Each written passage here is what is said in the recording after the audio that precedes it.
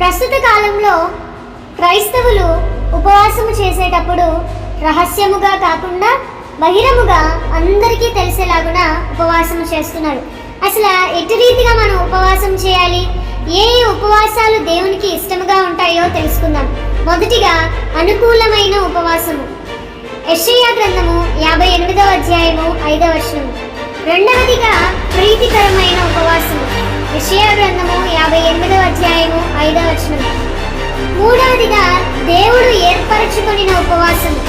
యెషయా గ్రంథము 58వ అధ్యాయము 6వ వచనం. నాలుగవదిగా దేవునికి ఇష్టమైన ఉపవాసము.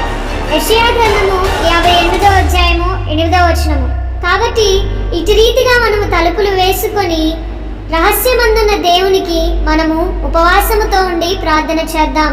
మరిన్ని వీడియోస్ ఇలాంటివి మీరు వీక్షించాలంటే మా ఛానల్ని లైక్ చేయండి, షేర్ చేయండి.